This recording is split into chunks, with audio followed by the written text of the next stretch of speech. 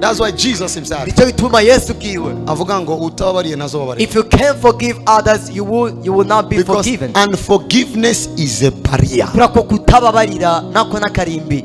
And that's why you see yourself nicyo gituma wibona ubwawe surrounding in a situation, uzunguruka mu kibazo, waiting ukarindira where God can pass now. none Imana ijehe You create your own barriers. uba waremye akarimbi kiwawe.